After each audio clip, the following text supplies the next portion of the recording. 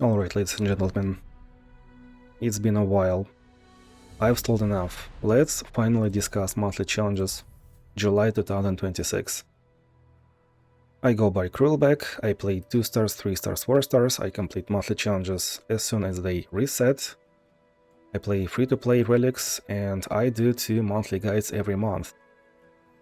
I do TLDR guide usually within like 24-48 hours, so you can that guide is oriented towards more of intermediate advanced players, so it's for people that have fragments but do not have champions leveled up usually. And we also discuss the hardest and trickiest challenges of the month.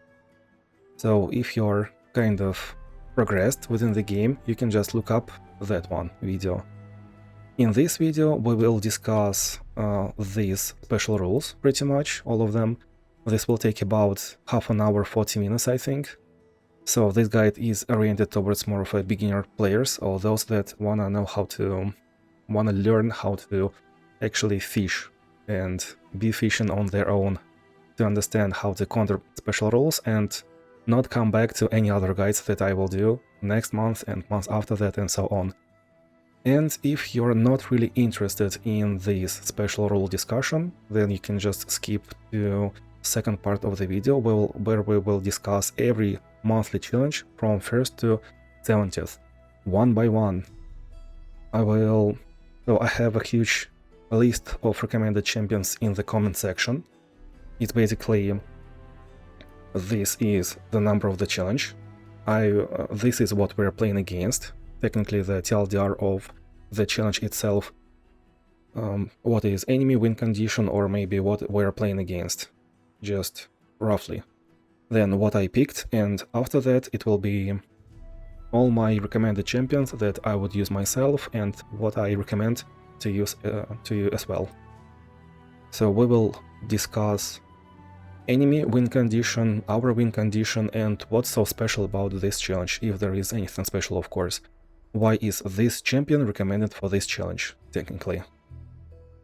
So it will be like the most clear. I don't think that I will do time steps for challenges, because, well, it's 70 challenges. So 70 challenges, even 10 seconds for each one, that's already quite some time. And they will be always from the 1st to 70th, and I think it shouldn't be that hard to scroll. Okay, so we can, I guess, start with the most basic things. Like, usually, this is a beginner guide, right? Usually your starting point should be champion at 2 stars and preferably level 20. At level 20 you unlock champion level ability to draw a champion at game start. Every champion has the same kind of level upgrades. It's always a certain item at level like 27, 24, whatever level.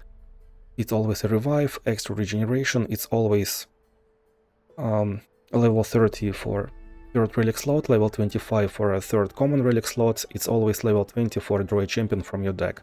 And that one makes a lot of difference. Also, when I'm doing this guide and I'm saying that this champion will definitely complete this challenge, it's usually about 3 stars, because, well, right now the flow of resources is quite insane compared to what we used to have. Back in the days it was just 4 wild fragments a day and 1 silver bolt in weekly adventures. There was no glory shop, there was no weekly nightmares, there was like basically 20% less wild fragments income. The cap was just 50 fragments, no battle pass, no diamond chest rewards, no stuff like that. And everyone was playing 2 stars level 20, of course. My next step of progression was level 25, so I can get another 3rd relic slot. It makes difference. If you're playing a champion that is a win condition for a certain deck, you can insert Spell Shield or Chameleon's Necklace in that relic slot, so your win condition will have either Spell Shield or you will have 2 more copies of your champion in your deck, so you're more likely to get your champion via level 20, or you have 2 champions in your starting hand.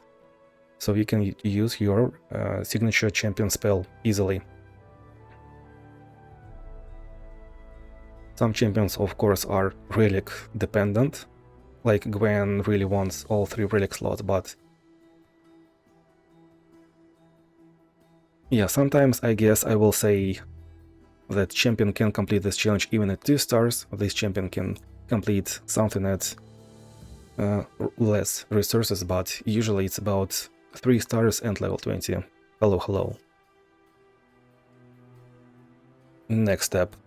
I guess, well, usually I'm doing a recap of whom are we meeting the most in monthly challenges. Like, this month has had 12 Dravens, 5 Katarinas, 3 Ezreals, 3 Kaisers, and so on, but this month I just decided that I am most likely doing a whole enemy champions guide as a separate video, so I was just thinking about that and I didn't really count enemy champions. So just as a rule of thumb, that Irelia Katarina are usually the most aggressive champion decks, and their champion is their win condition. You wanna erase enemy champion as soon as it hits the board.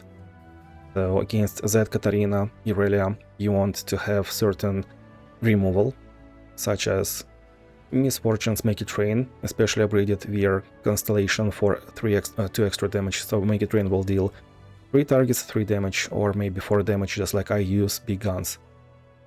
You can use Samira, Annie, Darius for Hand of Noxus for 4 damage. Let me actually show that one. So Annie has Death Hand, 3 mana.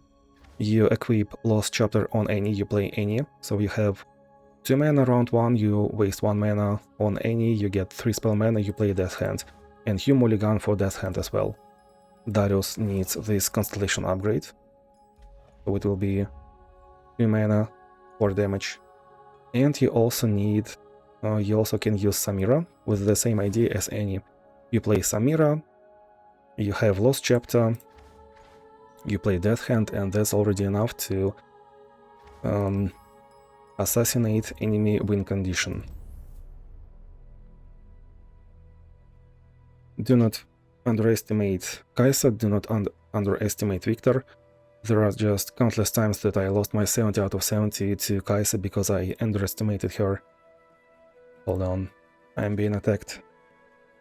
Who is this invader?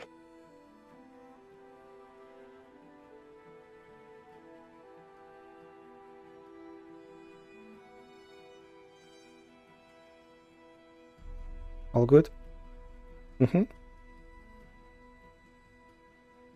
And most of other champions are really not that impressive enemy champion decks.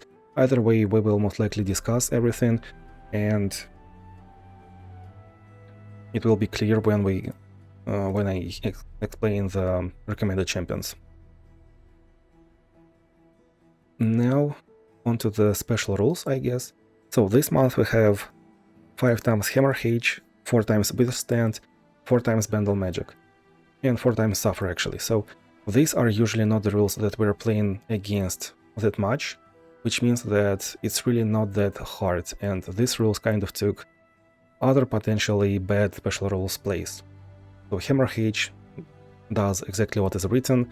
It makes enemy control deck, it's just an empty special rule for enemy control decks, and it makes aggressive enemies like Draven even more aggressive. That's why in my TLDR guide, Morgana was actually like reminded that she exists. Because, well, usually everyone knows that Morgana can be extremely efficient and can complete anything, but I just had to remind that this month this champion will be even more useful than usually. Withstand, once again, does exactly what is written, nothing much. Bundle Magic, we do not really play with this special rule. In my case, I do have a certain Talia build that I use into this special rule.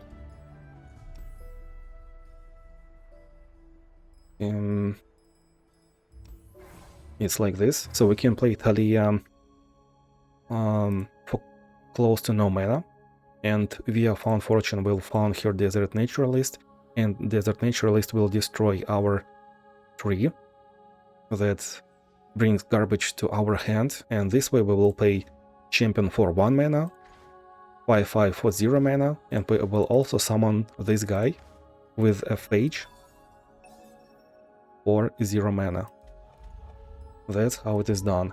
But this month I was trying to speedrun it, to go in under 4 hours, and that play is a bit... it's like a bit random without mana flow.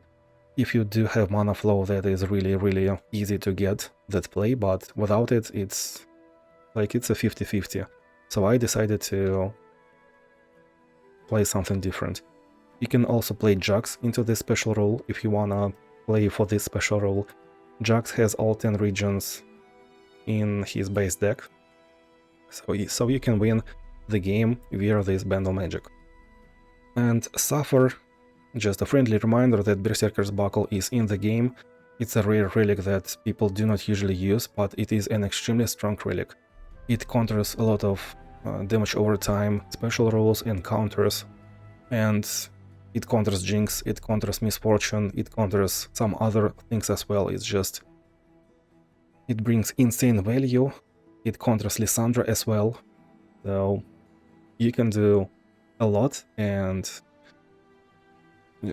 just using that one rare relic. I also do have some videos about that, like Giga Ari, Giga Tima, the insane scaling, and it is also viable for nightmares. And we also have gotten the new free-to-play epic relic that I really want to see within like next 24 hours. My gold reliquary resets within 23 hours, so... and I have only 2 epic relics left, so it's a 50-50 chance for me to get the one that I want. Next, fan favorite. Actually discussing special rules from the list, and this will have some features attached. Against fan favorites. So what is this special rule? Strongest enemy gains +2/+0 and Overwhelm. It's easily countered by strongest enemy is stunned. So 4 stars Darius, 4 stars Ari, 3 stars Yasuo, but Yasuo is usually an ultimate weapon. And it should be used only against the strongest challenges on its own. Mel is a really good champion at 2 stars, 3 stars. Her signature spell can counter a lot of scaling enemies. Just like fan favorite, Power Overwhelming, Demacian Might, she just doesn't care about that. She is really good. And obviously Morgana, because she can heal up. Very good. Well, Ashe is very good because at 4 stars she feels like a playable champion, almost like a 3-star champion. She is lacking some win condition on her own, sadly, but due to her 4 stars, she gives you an opportunity to stall the game by like 1-2 rounds easily, because enemy first summon will be frostbitten, then strongest enemy will be frostbitten, and next summon will be frostbitten again. So you have 2 rounds of development for free, basically. But champion deck on her own, she's really weak, and you really need to play Ashe and be certain of your capabilities, of the way you win the game. I personally rarely play Ashe at all, but still a pretty viable champion. She is pretty easy to calculate, your level up happens quite easily, so you just really need... you're like average but stable. Anivia, Tryndamere. Anivia, Tryndamere both need to high roll in the fight and before the fight. So if you do have Eking Spirit or Portal Pulse, or maybe both, Tryndamere is kind of viable and might be better than Anivia, at least in my opinion, but without that, he is really random, and I would rather play Anivia. Volibear. Extremely strong Freljordian, pretty stable, You just need to draw Volibear and at least like one other card that you really want within the first 7 cards, I guess. Sometimes it is Frostbite, sometimes it is Avalanche. So he doesn't really need much. You can play just rare relics and he will be really strong and stable enough. Can complete any 6 stars nightmares easily. And of course he can complete this challenge as well. Third line is just spell damage, tons. And the last line is like what I pick into easier challenges. Alright, next, Power Overwhelming.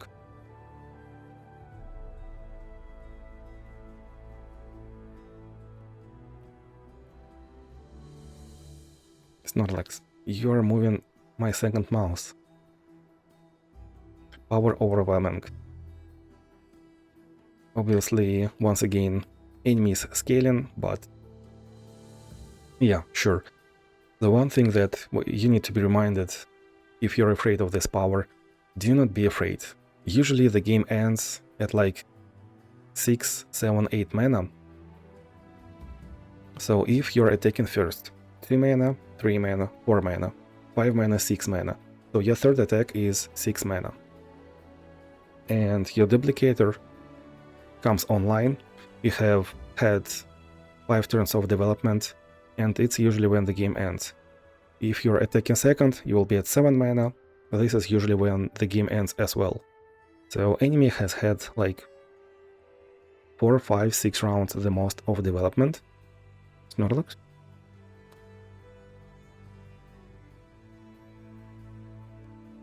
And all the previous creatures were most likely cleared. So enemy might be playing top deck, has close to nothing if you're relatively just playing average 3-star champion and know what you're doing. And enemy stats are not infinite, they're like +4, +4, +5, +5, +6, +6. Either way, that's the worst that can happen usually.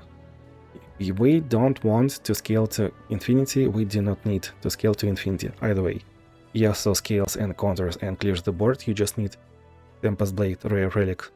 Evelyn, you need Tempest Blade, you outscale enemy, you just level up. I didn't use Tempest Blade before Nightmares were released, so you might be not using that as well. I used to play Deceiver's Crest, 2 of them, and Aching Spirit to be the most stable.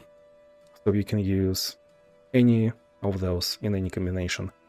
Viega outscales, great tempo champion, especially strong if you have Disciple of Shadows. I use Disciple of Shadows, Chosen by the Stars, and Corrupted Star Fragment. Kale. She definitely needs some time. You play creature for 2 mana, you play your spell next round for 3 mana, then you play another buffed creature, and that's about it. She outscales, you just need to survive, so sometimes mulliganing for a silence or a stun card will be the best choice. Spirit Blossom Champions. Now as Spirit Blossom event is back to the menu, now everyone can play Spirit Blossom event and get 300 fragments for every champion. I can easily recommend Snorlax. Those champions. I hope my second mouse is not broken now.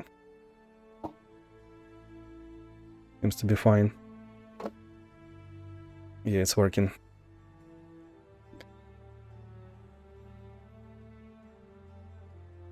They both do scale. Spirit Blossom Ari is a great tempo champion. She has an infinite scaling within her base deck. Spirit Blossom Kindred has scaling in her 2 stars and pretty nice board control. Nami will heal up. If you just survive to Duplicator, you play like Aching Spirit, Duplicator, Frontiers Counterplan, Archangel Staff, maybe Guardian Angel, maybe Spell Shield, maybe Chameleon's Necklace if you really need that. And that way, you're just guaranteed to heal up, and you one-shot enemy no matter their stats. Kai'Sa, great tempo champion. You will just play Kai'Sa for 5 mana at rounds 4, 5, 6, and you win. Akshan. If you're experienced with Akshan, he's pretty good too. If you do not have him leveled, if you do not have experience with Akshan, just forget that he exists. It's fine. Second line, they do scale kind of as well. Victor 3 stars scaling, Ekka 3 stars plus a lot of removal early on. He is pretty strong at 4 stars, especially if you have that Time Binder second upgrade.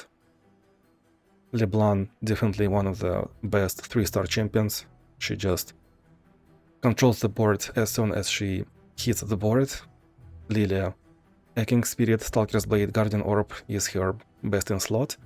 You will just control the board since like 4 or 5 mana and you will outscale easily. You will outscale, clear the board and one-shot enemy. It usually just takes a couple of times. You play Lilia, you sleep Lilia, you play another Lilia.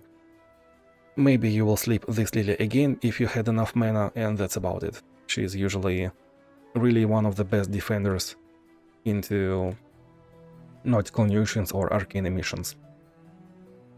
Nora, just like Kai'Sa but a bit weaker, she is a tempo warrior. Yumi usually is played into small stuff, and so on and so on. Let's get to another special role. Demacian Might. This is one of the worst for strategic choices because it depends on enemy champion. Also, my list for this one was created like in 2025 in November, so it's not really that impressive and a bit incorrect, but still. So Demacian Might can get out of control easily. That's the sad part. So if you're playing against Misfortune, just like we are playing in Challenge 62, I think, enemy might play just one Misfortune and this is a free win. If enemy plays like 3-4 creatures round 1, round 2 when enemy is attacking, and if enemy has combat awareness for a scout for 2 attacks, that's a completely different story. Rather than if enemy plays just, I don't know, Tahm-Kench and does nothing. So I react depending on enemy champion, and well, recommendations should be kind of considering your stronger champion for this one, especially because we have this as a challenge as a special rule for challenges 62 and 63. Misfortune, make it rain, control the board. Vex, Gloom, control the board. Spirit Blossom Ari, Evelyn with Tempest Blade, gold card if you're confident in your Twisted Fate. Veigar if enemy is kind of weak, since we do not have Veigar's constellation, he is a bit lacking. Especially if you do not have many epics, because while playing Veigar for 4 mana without Frozen Tomb, that's a decision. Stats, that's probably the most solid way to counter Demacian Might. Kai'Sa has a lot of keywords and a lot of stats. Aatrox Vayne are exceptionally strong at 4 stars, Yumi the same, but usually Yumi is used into small stuff, or maybe a couple of other special rules. Viega will steal enemy allies, and maybe even use Corrupted Star Fragment to outscale them. And Control, definitely 3 of those are just extremely strong, Yasuo, Caitlyn, Morgana. Nasus is kind of fine as well, if you're facing easier enemy, since like some enemies will have their stats reduced so they cannot even grow. Sovereign's Domination and After Image. This one is more about After Image, still. This special rule, the Sovereign's Domination is about skill issue, After Image is about reviving the strongest follower that died throughout the game. It can be a bit rough if other powers are pretty strong too. If enemy has turrets, so enemy might summon 8/8 turret at a certain moment, and if that turret dies, then enemy will revive that 8/8 turret via After Image and will summon another one via that turret special rule. So this special rule is scaling enemy, the enemy. For this, we all of course wanna play a King Spirit or Oath of the Guardians free-to-play epic relic, because our champions will not be revived, it affects only followers. So in best in slot we have Kai'Sa, since our 6/6, 5/5, 7/7 units will not be revived with those stats, Evolve is triggered by every player separately, and also our 2 stars, 5 stars give our units extra stats if they have extra keywords, and enemy does not have that. Atrox Vayne extremely strong at 4 stars, just 160 fragments of investment, easily just start checking enemies. Lilia, Caitlyn are the best defensive champions with Echoing Spirits, so they're just as an example. LeBlanc and Echo, so if enemy has extra units, these 2 champions usually use double Stalker's Blade, so we can benefit from enemy having extra units. Makes sense, 1 and 2. The first one is of course a bit better, but we have only 2 green colors, so they're different. Ambessa scales on her side, enemy doesn't get that scaling, I believe. Fine, save the permanent buffs until the unit is dead. Tentacle is buffing his itself, so enemy will get a tentacle with 1-1 stats, even if our tentacle was like 25-25. Anivia save the permanent buffs until the unit dies. Any uses skill and spell damage, so enemy is not getting much from that. Other Dragon can easily finish the game, so extra enemy, extra blocker is not an issue. Lee Sin kind of the same, he's just a champion that cannot be used in many challenges, like 2 or 3 the most. He is good into Enguard, into extra spell mana, into 10 mana, and well, into After Image, since we're getting the 8-8 until the round end buff, and he is good with ending the game. Combo kill, 1 turn kill, so we need our win condition, we just take care of our win condition and we win on a certain round. We know what we can trade. Hymn Follower, subtype of 1 turn kill. Makes sense too. Luxie doesn't really trade her creatures because you have Barrier. Thresh, Nasus, Volibear, Shyvana benefit from enemy having extra units, and Yasuo, well, he kind of benefits from enemy having extra units as well, because you want Yasuo on your table. Evelynn, you can give enemy extra husk generator, when enemy will get hallowed buffs. Vega will give enemy mists. Mordekaiser just revives whatever he has killed. Spirit Blossom Kindred will give enemy the beast, and Ornn and Jax can give enemy improvising units. Gathering Storm.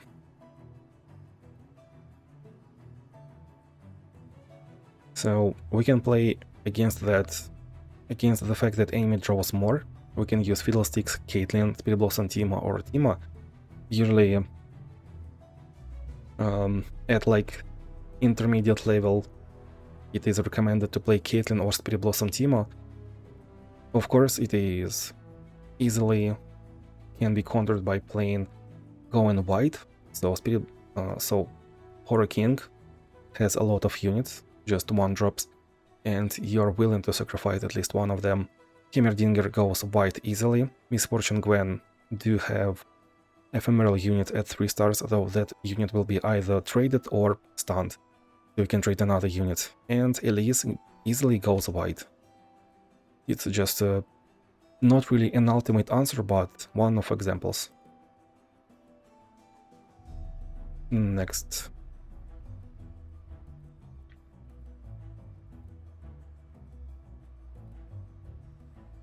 Only the strong.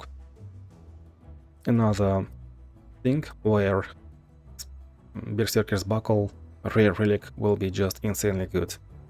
We're picking our favorite unit, and we're playing that favorite unit. So Jack, Garen, Kayn, Tahm Kench with Berserker Buckle, they will just scale easily, easy game. Permanent buffs. Kayle will buff the unit. Vi will have the +0/+2 and impact, so it's not really that hard to finish the game. Gwen, you're trading your hallowed unit, so you will be scaling up the longer the game goes. Spirit Blossom Ahri, Phantom Prankster, oh no, it's called... Man, how's it called? The 4-star. And you can get hallowed as well. Also permanent buffs. Another line, third line. either scaling or controlling the board. And the last line, extreme, well, a lot of extra units will die, so you will get all those keywords. It can be fun. It can be interesting choice. Enemies of Demacia will fall. This one is more likely a skill issue, so the best recommendation that I can give you is if you're playing first, if you're attacking first, and you know what you want to play, but it can be easily traded because enemy has challenger round 2. Just do not play anything, let him develop round 1, skip, get your mana to spell mana, round 2, skip until enemy attacks, and after enemy has attacked, play your creatures and start developing. This way you haven't sacrificed anything unwillingly, and yeah, you have lost 7, 12, 22 health, but that's at least a way to play around it.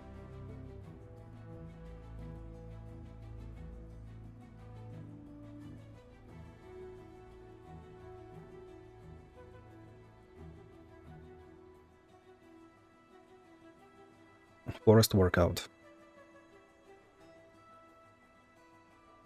I do not really like this special rule. It can get out of control way too easily. So usually you're playing against this one by equipping Crown Guard Inheritance, the level up Rally relic. You can also play Gale Force to get Scout on your champion, or you can play just Greater Gatebreakers for a easy Bluetooth win. So Warwick is insanely good into this one. You can play Gatebreakers, you can play Rally and full build into this one. Warwick is the best in slot because his on-play effect is to strike one of the enemies, and you can get Stalker's Blade to strike another enemy. So if you have just 5 attack, you will strike one 10, strike another one 20, and you're starting your first attack with already 20 power.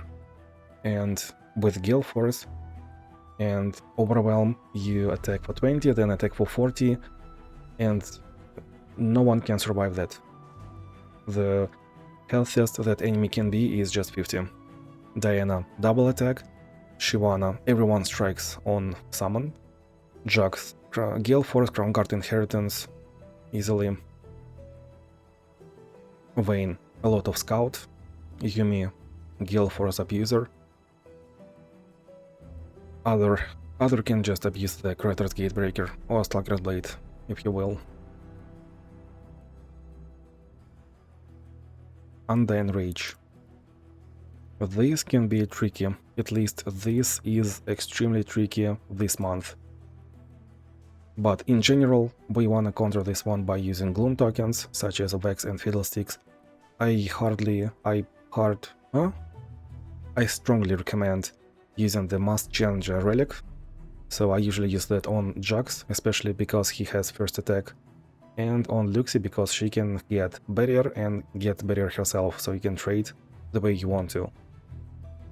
Since enemy doesn't die instantly, you can use double Stalker Blade champions like Eka, LeBlanc, Atrox. You can play Thomas Kench, so you can just devour capture enemy unit. It will not trigger the Undying Rage.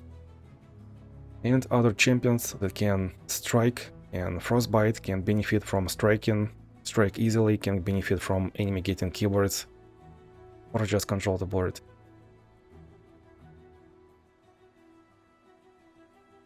Animated armor. It's always quite annoying if you do not have the Strength of Stone and other setups for Strength of Stone.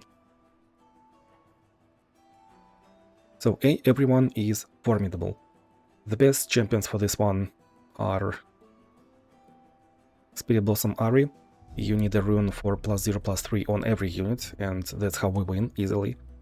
This is Janna's one of the best rules. You can equip Sharpsight, Luminous Orb Relic, and this is basically free. Why? Due to her 3 stars, you're getting a lot of free health. Kain, everyone is killing after killing enemy unit. Lee Sin, you can use +0/+3 buff if you have Sacred Technique +0/+6. Master Yi, same. Ari, heal up, just by recalling unit. Heimerdinger kind of is balanced around being formidable, because this is in the pool of getting random buffs. Bard, especially if you have Starforged Gauntlets, you can just play Sharp Sight Relic, the Luminous Orb for +0/+3, and Bard becomes 8/8, up from 2/8. With Starforged Gauntlets, and this is just a pretty nice combination, like you have buffed yourself. And Pike, so the keyword of formidable is actually benefiting Pike, like until he lurked 3 times, including the third one. So this one is usually benefiting you and your deck if you're just rushing the enemy. If you're playing the longer game, this is usually not as good. Yeah, and the second line, so you can deal damage to enemy units and they will deal less, because their power is equal to their health. Small stuff. Yuumi best in slot. Aatrox Vayne at 4 stars, extremely strong, so your squirrel 1/1 squirrel will become 5/5, 6/5. Kai'Sa, she can finish the game on her own, just using the keywords. You need Luden's Tempest for that. Fiddlesticks is not playing by the rules. Caitlyn can finish the game via traps and just striking whatever is on the board. Spell damage, and especially good if you have the Dreadway Chase Gun build. It's you use Rare Relic Dreadway Chase Gun twice on any End Mel. You can use also Chameleon's Necklace, preferably Echoing Spirit, and Guardian Angel. So you just play 0 mana, 1 damage warning shot on any play will be any summon will be like 12 damage to enemy face. So from that you can calculate how much damage you need, how many enemies you need. On Mel, every other burning shot will be greater and greater. And on Nika you need Echoing Spirit, Luden's Tempest, and Dreadway Chase Gun. You need like 3-4 echoes in your hand. You play, and you need 3 mana. You play Nika for free. You play the Shapeshifter, her signature spell, for 2 mana. Then another spell for 1 mana, and the 4th spell will be free. Every time new Nika appears, you are getting +1 spell damage, and you're getting 2 more warning shots. So do not overdraw.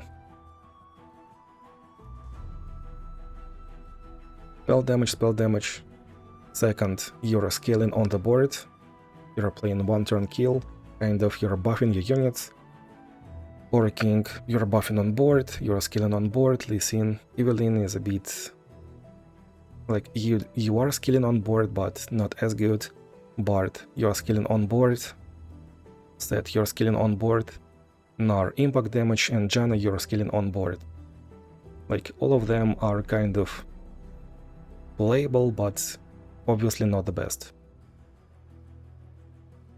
Mountain Peak. This special role is bringing me a lot of trouble lately in just normal adventures.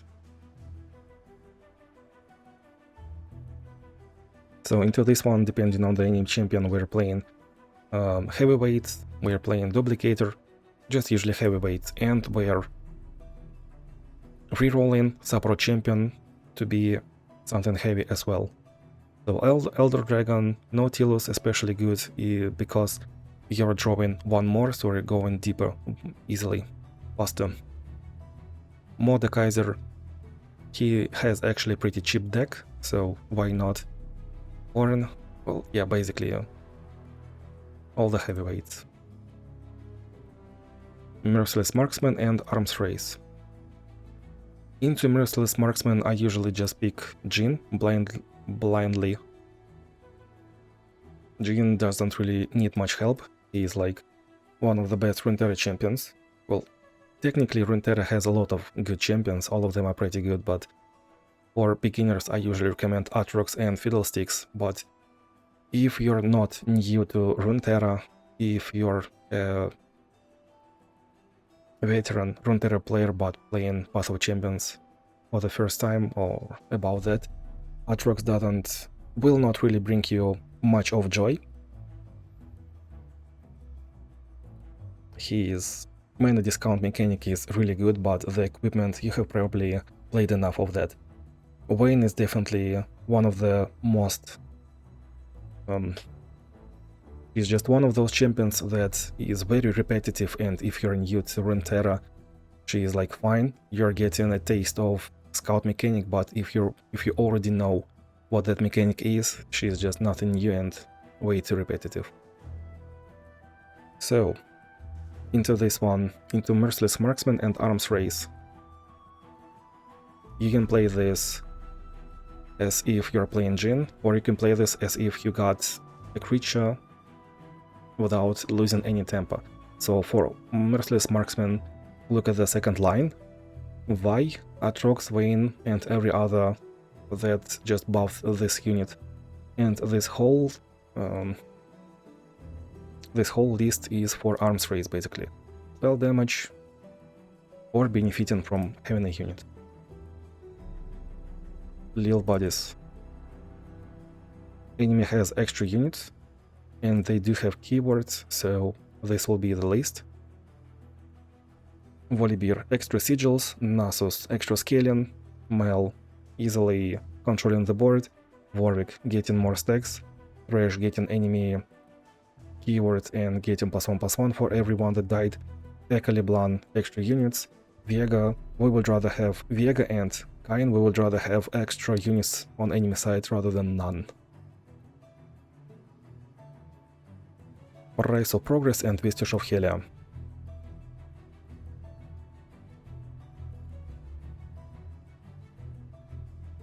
Rise of Progress can be easily not really that comfortable to play against. So if there are two fights in a challenge, you can easily play Tryndamere. If you have Eking Spirit, you probably want to play Tryndamere into that one. You will just play Arms Race for 3 mana. If you have Mana Flow, if you're playing that, then you can play Arms Race from the first round, easily. If you have Eking Spirit, you have high chances of rolling Tryndamere. If you have Portal Pulse, you will be just controlling the board since like turn 1, turn 2. If there is a shop that you can buy some cool gigantic creatures, titanic creatures, and it will be even more exciting. Master Yi wins this adventure at like turn 2. As soon as you get the tech token, you can play Crown Guard Inheritance, full build for Overwhelm, and either Sacred Technique or Eking Spirit or Chosen by the Stars. I think I played Sacred Technique usually.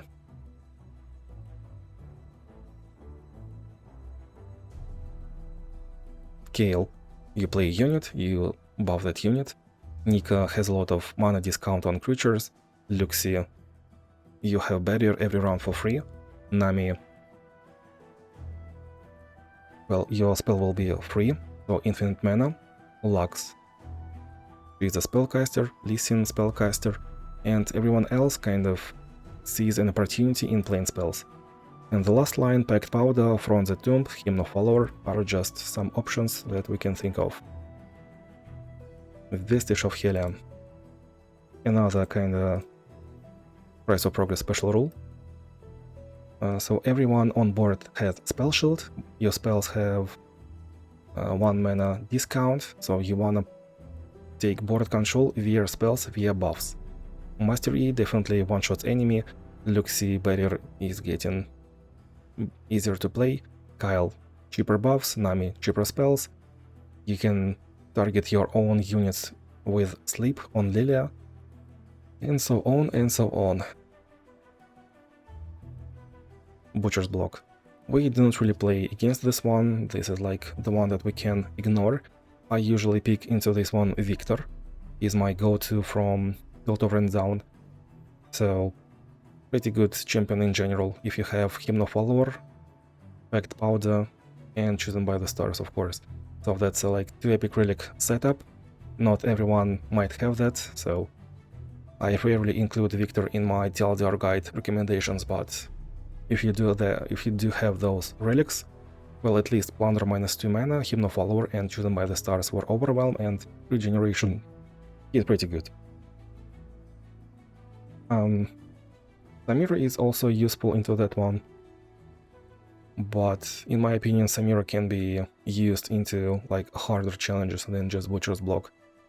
She's a pretty A+ S- tier champion, easily her 3 stars. The mana discount is insane.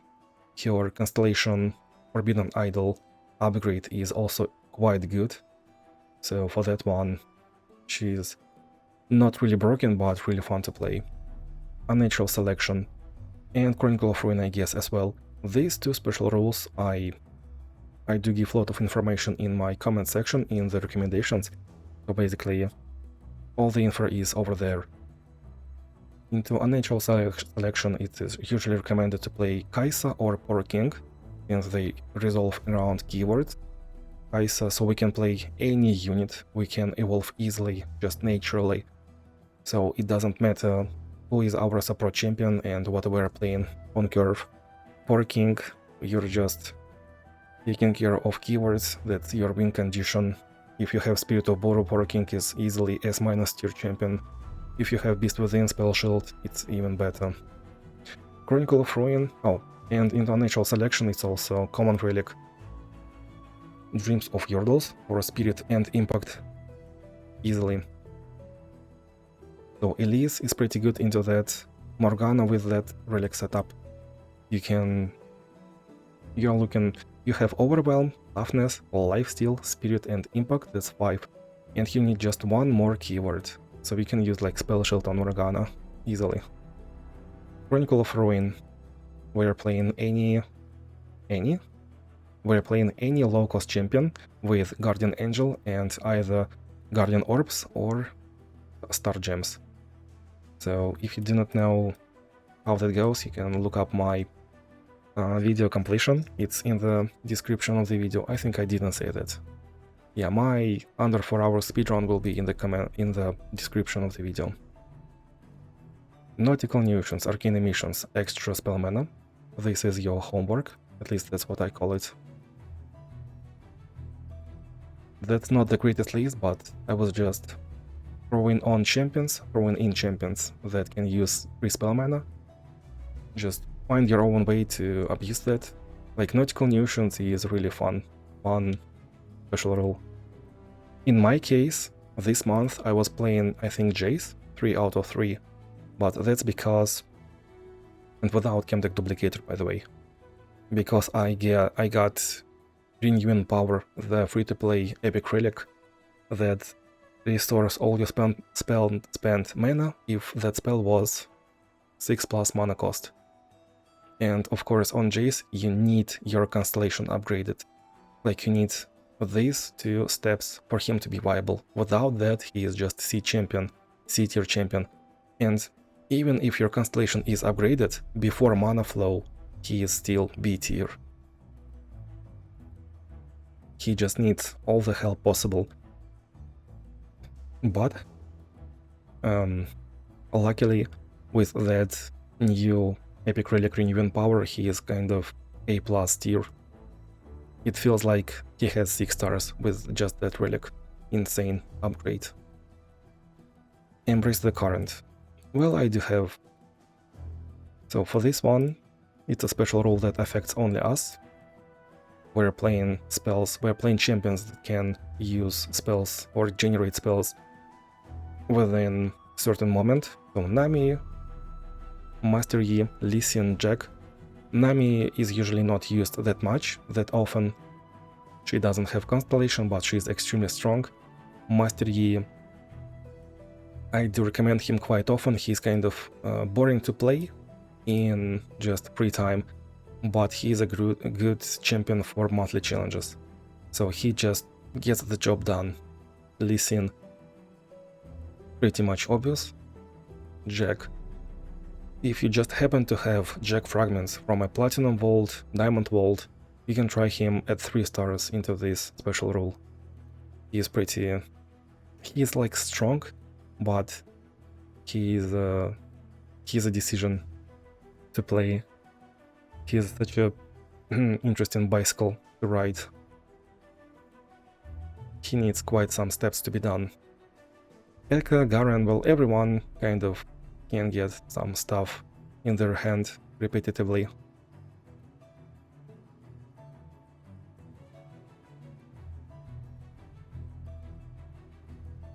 And this. Just discounts. And also another line as well. So I'm not gonna give many recommendations about this one. This is usually... These lines are usually with an idea that I think no one is using.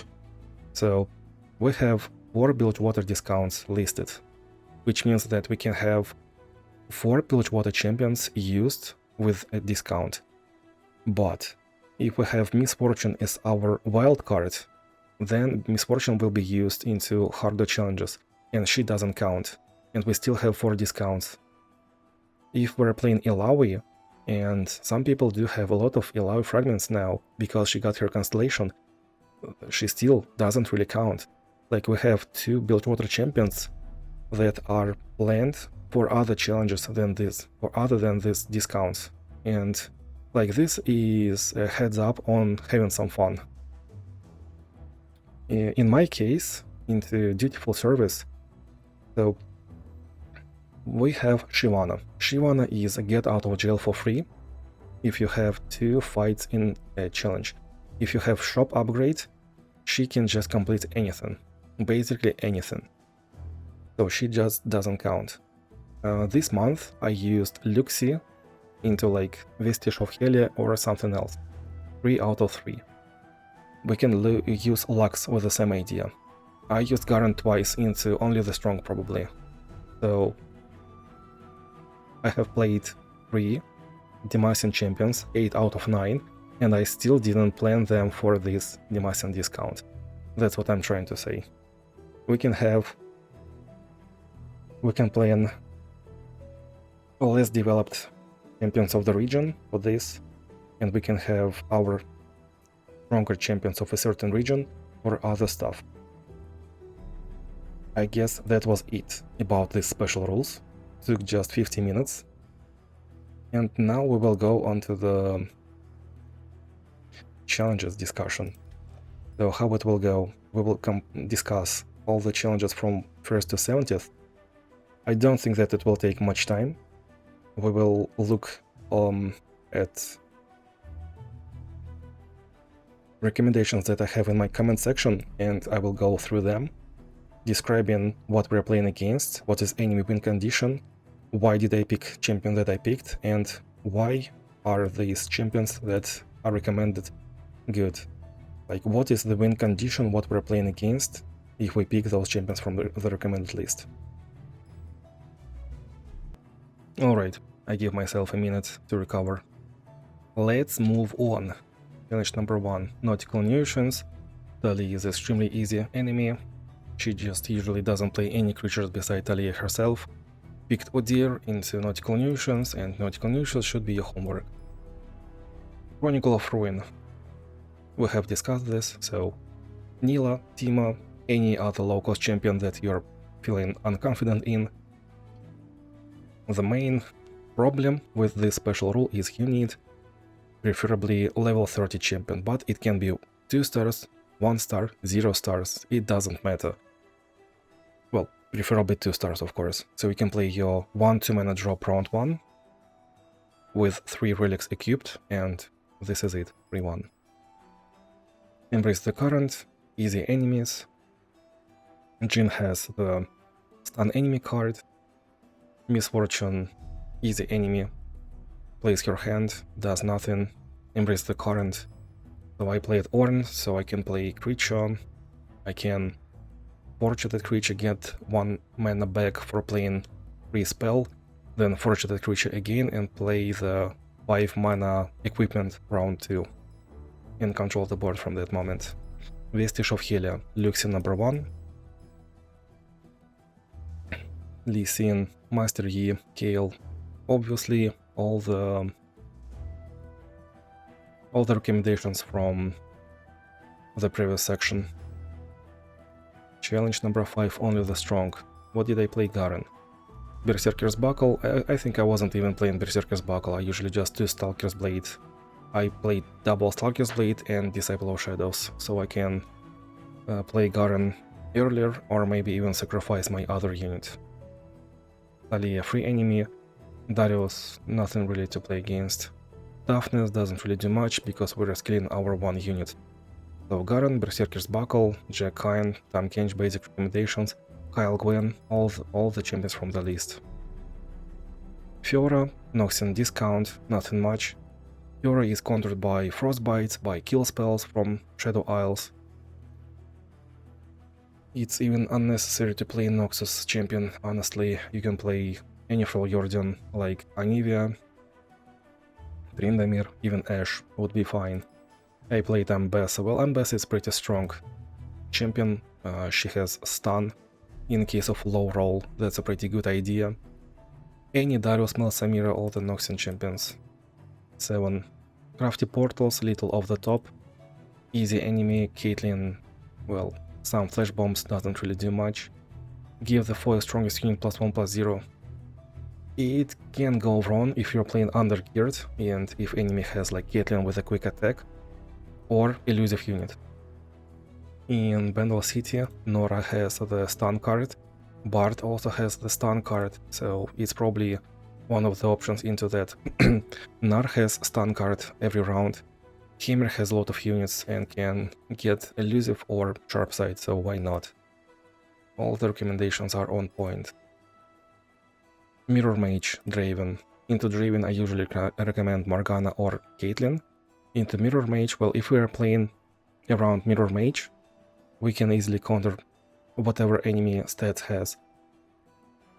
So I played Ornn to get a lot of stats. LeBlanc, you're playing your 1-star, 3-star spell. Caitlyn, because of Draven. Morgana, because of Draven.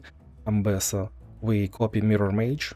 Jhin, we have a created card. Udyr, stance, and also we can get regeneration. Twisted Fate, golden card, red card. Nami, free win. Veigar, kind of free win. This month we have only one Katarina that can be countered by Veigar. Two other Katarinas are, one has Undying Rage and another one is just strong too. This is the only Katarina that can be countered by Veigar easily.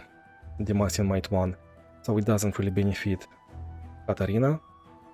Luckily, Gangplank is a pretty easy enemy. All in all, it's this challenge probably can counter our 2-star setup if we're playing really undergeared, underleveled 2-star champions, but just generally idea is to one-shot Gangplank playing around his Dreadway special role, and we need something to counter Katarina, so a kill spell. It can be any with Death Hand and Lost Chapter, Samira with Death Hand and Lost Chapter, Darius with that Constellation upgrade and Death Hand.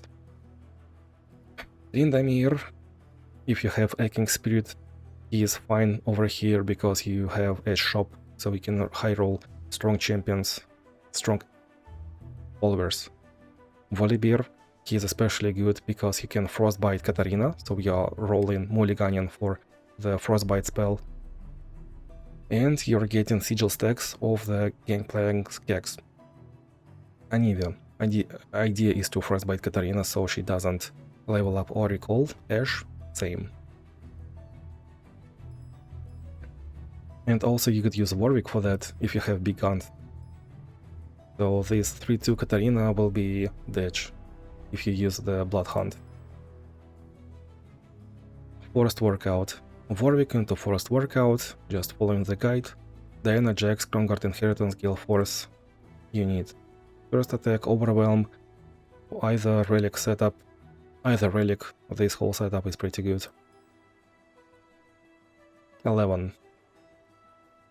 So Kain into Mass Formidable. Kain is good into Swain as well because we're countering the Suffer special rule. Thresh is good because he has health. His Prankster has toughness and Savage Shield. Thresh himself has more health than attack. You can also get regeneration. Swain's win condition is Swain himself, so if you have Frostbite, if you have kill spell onto Swain, like, you have already countered that.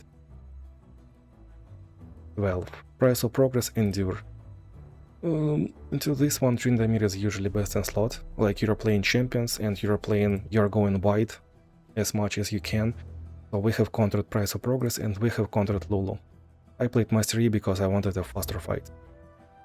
Every recommendation is mostly Price of Progress recommendation. Either way, into Lulu we are going wide. Into Viega we're not playing one mana strategy, one unit strategy. That's about it. One man army, I wanted to say. 13. Red is her lips, mercy killings, Ezreal. This one we definitely wanna play something that is against the rules. We wanna ignore mercy killings. So I played Annie, so we can play Dreadway Chase Gun. Fiddlesticks, pretty good idea.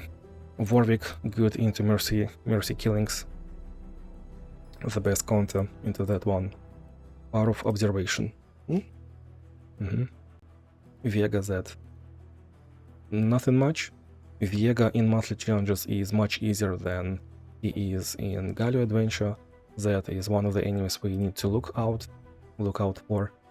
So play to Deer with an idea to play with Hextech Observatory. Every recommendation is about Hextech Observatory. We need to control that. So we either mulligan for a Frostbite spell, kill spell, or kind of removal. Chronicle of Ruin. We are playing around Chronicle of Ruin. Blinking Flames. So that's like free Draven, and we get Blinking Flames because it doesn't benefit him at all. Another Chronicle of Ruin, so this is another free one. Merciless Marksman. 3 stars. This might be Targon Ezreal, so this challenge is just about playing Ezreal, like warming up. I see Merciless Marksman, I play Jhin. Against Ezreal, back in my days when he was hard at challenges like 48 plus, I preferred Yasuo or Evelynn, so I'm scaling so I can control the board completely, stun every enemy. I might get some spell shields, and it doesn't really matter if he stuns me in my attack. Like Evelynn gets good stats all over the board, so Swabot isn't really that scary. Yasuo just clears the board and we can win from that. Also, if you have the Black Shield Epic Relic, is also really good into this too. Ezreal uses a lot of spells. Nautilus uses a lot of spells. Aatrox, same. Vayne, pretty much same. Black Shield. Lux, yeah, pretty good. These two enemies are not meant to one-shot us, so we can have our time. Jace, with an idea that I have talked before. If you have his Constellation Renewing Power, that's a good idea. If you do not have any of those, just forget about Jace. Shyvana Vex, because they are free get out of jail card.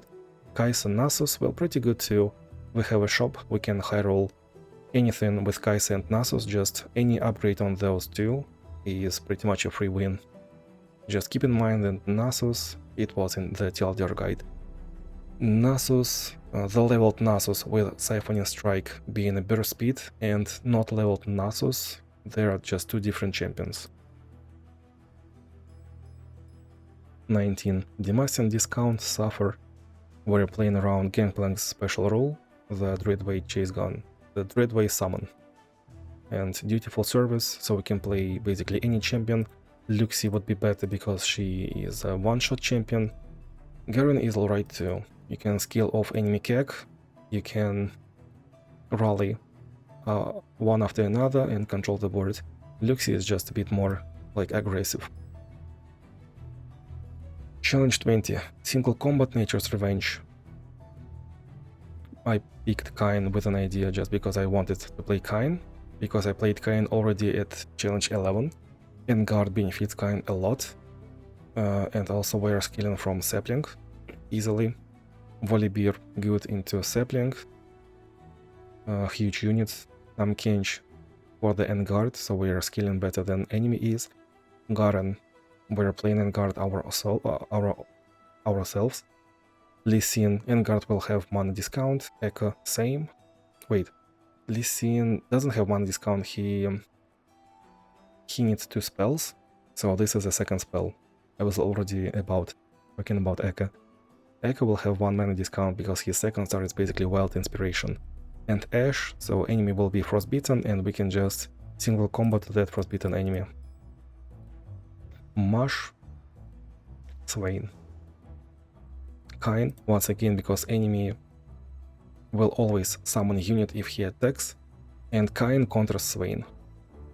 Pretty much an easy counter. Nasus, so enemy units will not have stats.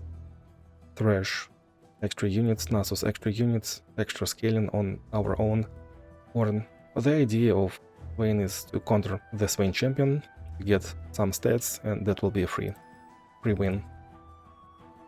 Salty Dogs, just playing around the discount.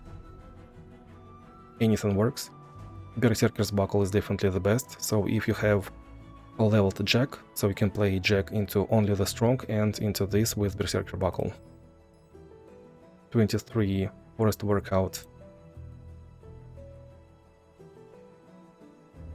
Fiora has Cataclysm, Fiora has Riposte, Lee Sin can stun us, so do not overextend. Warwick with an idea of Forest Workout. Diana, recommendations are around Forest Workout. 24, our first Irelia with extra units, but well, Bilgewater discount, so we just play Bilgewater champion. Pike is definitely not my favorite, he is way too random. So Illaoi, Berserker's Buckle is pretty good into Irelia again, and into Misfortune too. Whenever Irelia blade dances, you can block the blade with a champion that has Berserker's Buckle, so you will be scaling during enemy attack. Misfortune, she will just stop attacking. That's usually what she does when she sees Berserker's Buckle. 25. Look out for that. One-shot Gangplank, playing around Gangplank's Dreadway special rule. Dutiful Service, just any champion works. You can see I use Garen, although definitely Luxie Lux would be better. 25. So Irelia, Fiora is countered by Frostbite, Stun, and kill spells from Shadow Isles. Ionia discount, we can use Ari, we can use Set, just anything that you feel like, honestly. Lee Sin is pretty interesting into this one because you can give stats to a unit that is challenged, and Lilia, so you can sleep either Fiora or your unit that is challenged. Pretty good options as well. Combat Awareness. One thing about this challenge is that when Yasuo attacks, his personal special rule, the Gathering Storm, he is stunning our weakest unit. So he will be doing that twice. That's what we are playing against. 28, another Chronicle of Ruin. Oh, by the way, challenge 15. This is, if we are playing Teemo, we are triggering the secret phrase, secret dialogue between Draven and Teemo. We need Draven on board, and round 2 we play Teemo, and there is an exceptional dialogue between them. 29. This is a non-Targonian Ezreal, so he is free. But Kai'Sa is scaling, and Kai'Sa has Formidable to get evolve faster. I didn't kid around, I used Misfortune, so we can just control the board from round 1. I also didn't know that this is a non-Targonian Ezreal. Now that you know, you can chill a bit. Recommendations would be Kai'Sa, so we can evolve on our own, especially if you have like Beast Within and or Black Shield. You already have quite some keywords, like you will be outstating any enemy from round 1. Janna into Formidable. You can also have the damage dealing spells into enemy units. Vi, same. Kain, same. Speed Blossom Ari, well, all the champions are just either into Formidable or either into Drop Abuse. Spell mana, so I'm playing Jace because all the reasons above. I have his Constellation upgraded and I have the Renewing Power Epic Relic, that's why I picked him. So we can play the 6 mana spell, round 2. Because round 2 we have 6 mana instead of 5 mana, right? And, well, basic recommendation to these two will be do not overextend. They have a lot of crowd control. Tempest Blade, they both have that. And they have a lot of mana. So this can be annoying if you're overextending.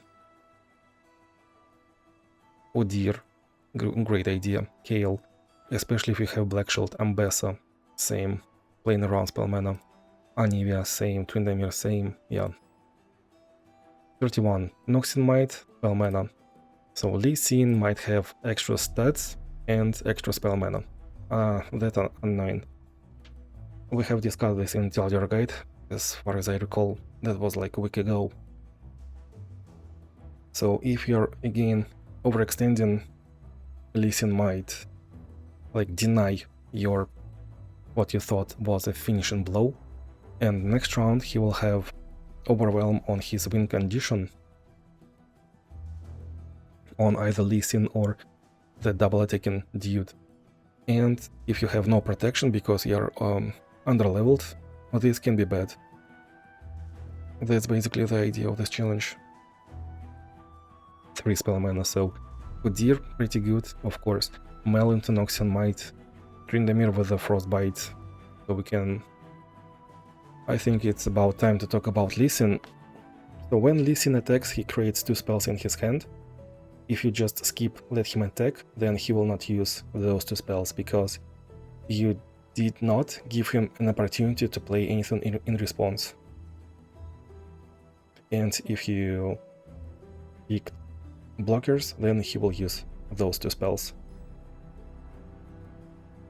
Everyone is formidable and Hammer H. No tools gives us time, so I would rather play something that has Duplicator into this one. I think I played Udyr with Chemtech Duplicator for fun, so I just developed, and maybe I didn't even play Duplicator because you're winning like round 2. I mean on your second attack. It's fine. Recommendations are around the formidable. 33. Mountain Peak. This is probably the challenge where I actually switched to Duplicator Jace, because these days I'm playing without Duplicator. It's way too slow without mana flow. Karma. It can be random, it can be way too random, especially with Mountain Peak. It's like Mountain Peak is a randomness to a power of 2, Karma is randomness to a power of 2 again, and they together, like, something can go wrong. Gangplank, same. He can high roll Mountain Peak discount onto the Dreadway, play Dreadway from hand, play the Make It Rain onto all your creatures, and he also has Gag, and that's just... nothing could have been done. So Jace was picked because of 2 challenges, and he's a one-shot kind of guy, good into Gangplank. You can get spell shields with his keyword soup against Karma, so she will not stop us as well. Shyvana Vex definitely good champions into this one. Volibear into Mountain Peak, great idea. Tryndamere into Mountain Peak, into 10 mana, into Gangplank, so we can get sigils from his Keg. Definitely a good idea as well. And some spells and scalings. Thresh is in the list because we can have some draw. We are not mulliganing that. Yeah, the basic idea is also like to get some draw. Get some extra draw into Karma. That's the way to go. Arms Race, Rock to Hard, Caitlyn, Swain. This is a bit annoying because Swain's power will trigger after Rock to Hard. So round 1 against Swain, you have no units and the enemy will have 2 Funsmith. Unless you're playing like Ari to give them... No, they will be still dead. 1+3. You need either Lilia or Mel. Mel gives Savage Shield, 1-3 extra stats, and Lilia gives double spirit, so they will survive. I picked Aatrox. I do not recommend Aatrox. For some reason I thought that it will be alright. Like, I saw Caitlyn, and Aatrox counters Caitlyn into the special rules as well. But Swain just kind of got out of my head. So yeah, Mel, misfortune to control the board early on. Volibear,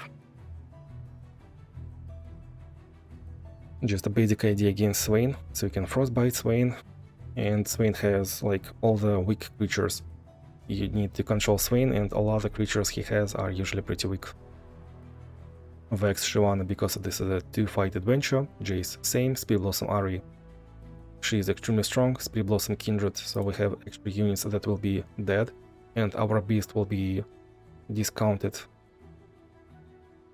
And Nasus, well, just so enemy has pretty much low attack power on both of these champions, so we are not taking a lot of damage, and we are growing on one unit, and tryhard just doesn't do much to that one unit. 35. We're playing around evolution, that's about it. We have talked about Swain a lot. Can we just skip it? 36. Price of Progress. Master Yi, Tryndamere. Suffer is a bit annoying because you wanna block Azir's soldiers, otherwise they deal extra damage to our Nexus, but if we block, then Suffer will trigger. So you kinda want Kayn, but Kayn cannot be played because of the Price of Progress, because Kayn will cost 6, he's just unplayable. The only way to bring Kayn to the table is like Frozen Tomb. So we're playing around Price of Progress. Master Yi for a one-shot Tryndamere. If you have Acting Spirit, this is a 2-fight adventure. Lux, definitely a good idea to summon creatures. Fiddlesticks, everyone has plus -1, -0. Hold on. At 4 stars, everyone has -1, -0. So you have a lot of time. Azir goes white. Yasuo doesn't really have that much stats, and you are allowed to not play any units actually. So Yasuo will not level up. Nami with an idea to heal your Nexus. Man, it would be nice if Nami could get disarmed special role as her 4 stars. Misfortune with an idea to control the board via spells, and Caitlyn pretty much the same. She is pretty good with controlling the board.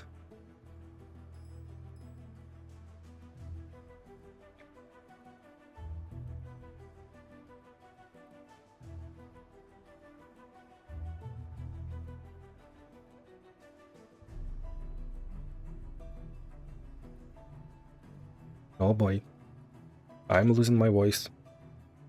37. This is definitely a freebie for Yuumi.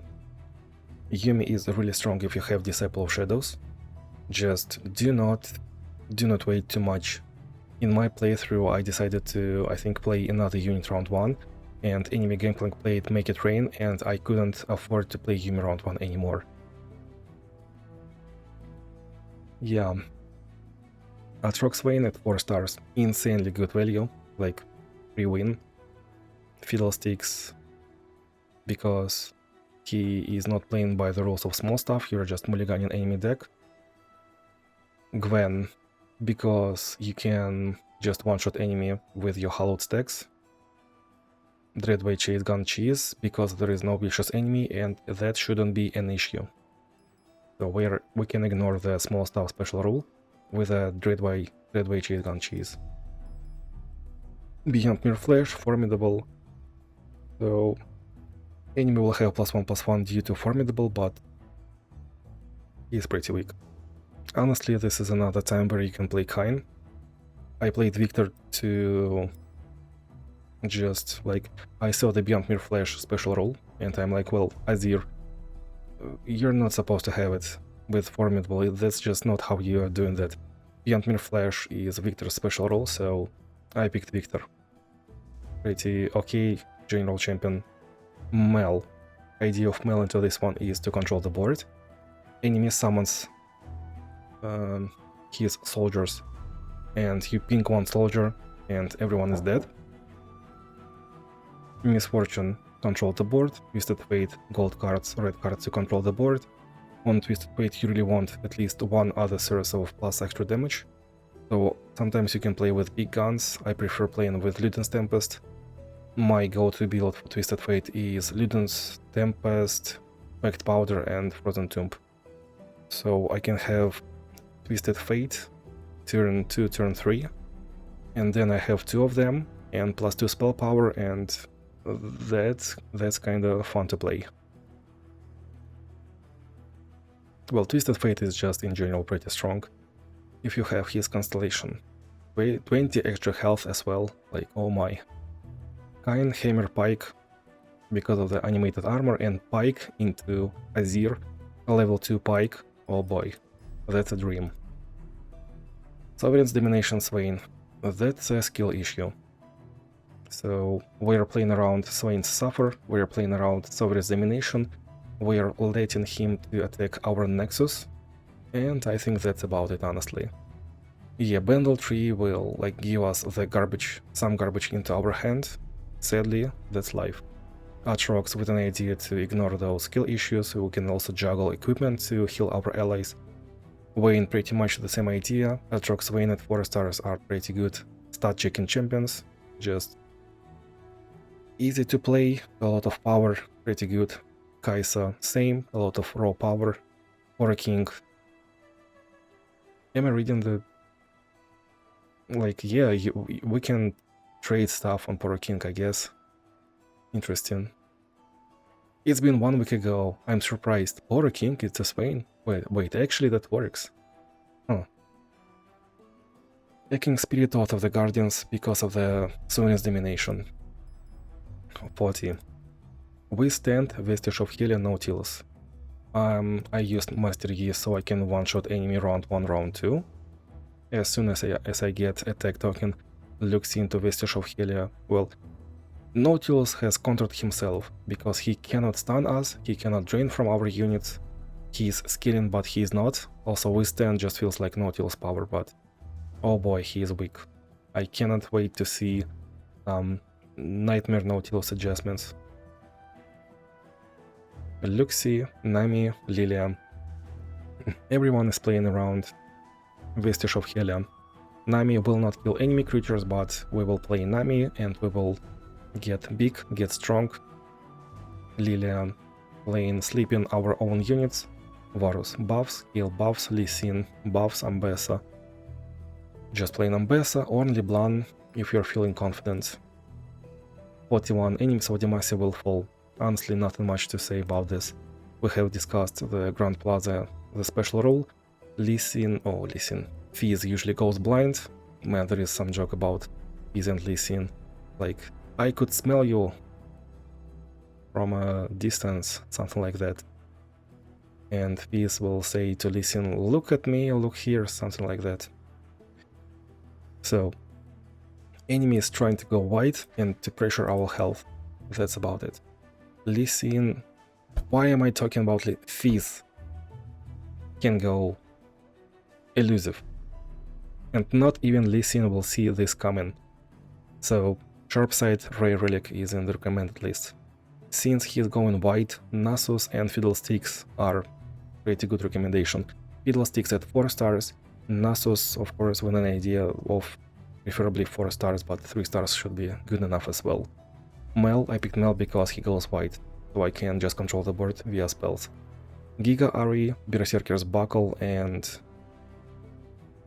Sharpsight Relic. Caitlyn, great defensive champion. Gwen, you will heal up. 42, play around Savage Mysticism. Fury is countered by Frostbite, Stun, and Kill spells. Nautilus, well, he will not go deep round 3, so we do have some time. Either way, usually Duplicator is just a pretty good idea. Well, maybe this was the challenge where I changed my relics to Duplicator on Jace. So, Shop Abuse, Heavyweights, Duplicator, play around Savage Mysticism is the recommendation. We have Embraced the Current, so this shouldn't be an issue. Sovereign's Domination, well, Jinx does have some kill spells, like Mystic Shot, so this can be unlucky.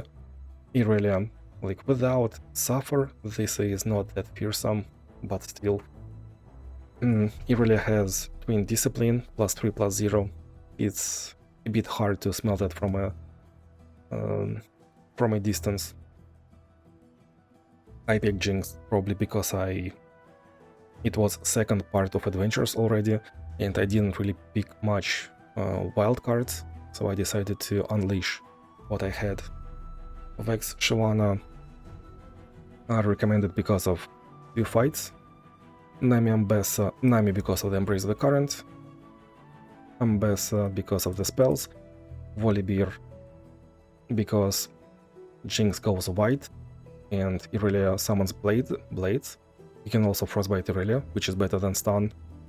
Mel, we can nuke one with rebuttal and everything will die. And Leblanc, well, enemies will be scared of us, and also we can have the 0 mana spell that give us mana, so we can play Leblanc, so we can play spell, Leblanc spell, and we have enough mana to play the Leblanc's mirror image. Like, it's a bit better and also protective. Also, Leblanc I think works with Berserker's Buckle if you really need that. Gathering Storm, no looking back. Planning one of our units, extra draw, doesn't do much. I picked Elise because I can go white, I can sacrifice the unit, I do not mind.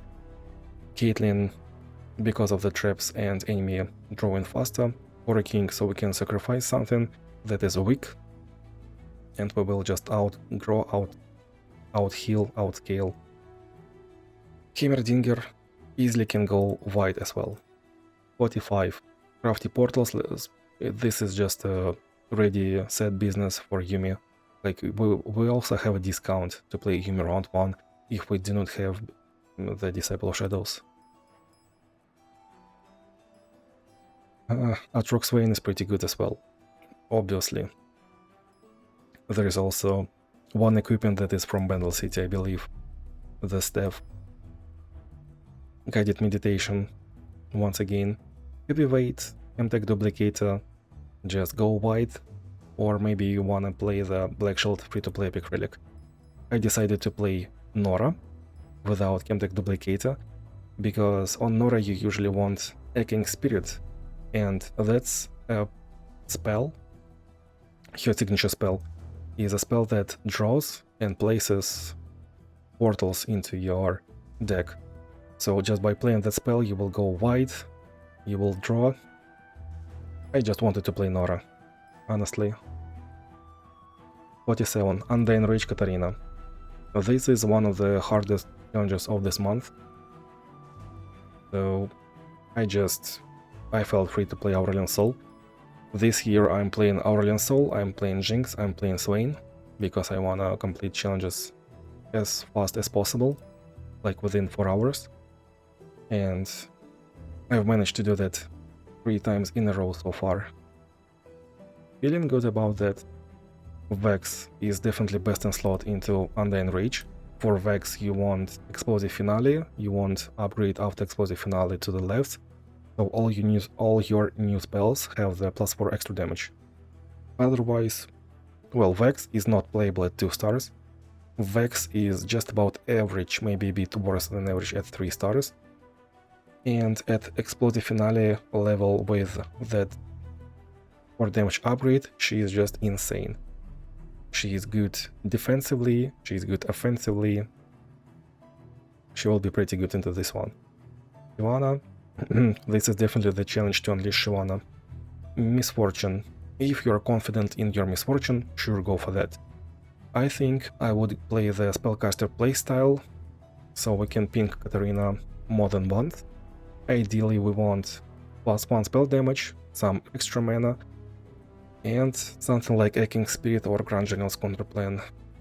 Like, we need ways to kill Katarina. Misfortune does have +2/+2 and Challenger for monkeys, so that shouldn't be an issue during our attack. But, well, something can go wrong. Mel is pretty good. We're controlling Katarina once again. Fiddlesticks, Gloom tokens. We need to survive until like round 4, and from that, this is most likely a free win. And we can also use the Guardian Angel. Guardian Angel on Fiddlesticks will be good. Like, it's not just that he will sacrifice Fiddlesticks, he will Gloom all enemies again, it's also 2 extra tries for this challenge. Same goes for Mel. And Dreadway Chase Gunny in the end. Dreadway Chase Gun any. Did I say Dreadway Chase Gunny? Dreadway Chase Gun any, because there is no vicious enemy. Only the strong, Sovereign's Domination. A bit awkward a bit awkward challenge. Like, this is nothing much, but if you play extra unit, it will be revived and it will deal extra damage. So it's like, it is easy, but it is not. Obviously, you wanna play against around only the strong in the first place. Using Berserker's Buckle, it will make life even more easy because of the Caitlyn's flash traps, so we are scaling even faster. We want some regeneration or Ares recall to heal up, it will work too.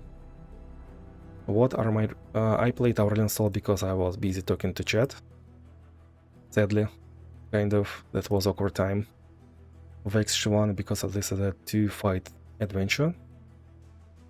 Kain because, well, only the strong. And you can heal up using the Archangel Staff Grand General's Counterplan. Heal, you're buffing your unit. Gwen, you will heal up, and you're taking hollowed. We Blossom Ari, you are good defensively, you are good offensively. When your units die, you will tickle enemy nexus.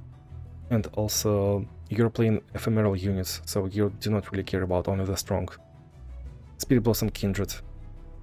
Kindreds will just grow, and they cannot die. Viega. We can use Corrupted Star Fragment into this special role, so anything good, anything is good, Viega is pretty good too. Viega will grow, Viega will scale, Viega will steal, Viega will outscale. And Yasuo, well, we're playing Yasuo, tactically, controlling the board, skilling Yasuo. Challenge 48, Embrace the Current and Suffer. Nothing much, honestly, we're playing around Embrace the Current and that's it. Like, we are conjuring this just by playing around one special role. Challenge 50, Vex into Tryndamere and Lulu. Yeah, this one is awkward. So Tryndamere has Undying Rage, naturally, innately. And Lulu is Lulu. She has Adoribus. Like, we wanna play something champion related, we wanna play something with crowd control, something with an idea to counter Tryndamere. I played Vex with an idea to counter Tryndamere, with an idea to play spells and do not care about Lulu's Adoribus. Lilia is playing with Echoing Spirit Champions, and she can control, she can as well dodge the Entomb with playing the Sleepy Trouble Bubble onto her own. Spirit Blossom Ari with an idea to play ephemeral units and control the board. Spirit Blossom Yi with an idea of Ionia discount as well. Yasuo with an idea to control the board and play in Ionia. You're kind of free to play any third relic on Yasuo, honestly. He needs just Tempest Blade and something like Chameleon's Necklace, maybe a King Spirit, full build chosen by the stars. Spell Shield is also works. Tryndamere into Tryndamere, playing champions, like Tryndamere fits this fight. You're playing champions, you're playing challenge with 2 fights, so you will have shop, you will have stuff to high roll. With stand, you have a lot of stats, so you do not care about withstand, and that's about it. And also the Guardians. This is probably my first recommendation of Oath of the Guardians Ari this year. So you can play Ari quite soon with Oath of the Guardians free-to-play epic relic, and that's how you counter Lulu with Oath of the Guardians. Ari is good into Tranquil Minds, and at 4 stars you're just stunning one extra unit that you otherwise didn't want to block against Tryndamere. 51. Another really hard monthly adventure. The second one, we have 3 like this total. Small Stuff, Kaisa and Irelia. So we are 1-1. If we're scaling, we're countered by Mercy Killings. And Irelia that does Blade Dances, she will spawn Tentacles. Irelia playing Tentacles again. So into this one, I definitely want some spell damage, that's why I picked Swain. Highly recommend picking your wildcard into this one. We have just 3 challenges like that this month. Aurelian Soul, Jinx, Vex is extremely good into this one, but she wants 4 stars and 4 damage upgrade. Yumi can kind of solve this one. She is solving Small Stuff naturally with 4 stars and the Phalanx. You can counter Mercy Killings, but you need some epic relics. So on Yumi you definitely want Disciple of Shadows, so you can play Yumi basically for free. You can play full build, you can play quick attack, just common relic. You can play Ranger's Command, the other one that I do not have right now. You will get Scout, you will get free attack too. You can play Gale Force, whatever you feel like, honestly. The base idea is to play Disciple of Shadows to make your life easier. Fiddlesticks, so you wanna avoid Small Stuff. Warwick, with an idea to play into Mercy Killings. And Misfortune, well, because if you have the Aching Spirit and a pretty developed constellation for Misfortune, like she is the best Bilgewater champion, she might solve this one as well. Just because of the Make It Rain being this strong. You do not care about your units being weak, you just wanna attack, you wanna draw, and you're looking for Make It Rain upgrades in the shop. Ideally, if Make It Rain has draw a champion, that's bingo. 52. With Stand and Arcane Missions. 3 extra mana and Scaling Thresh, honestly nothing much. Thresh does have Vengeance, so you might wanna have Spell Shield if you're like way too cautious. I played Nidalee with an idea to one-shot enemy.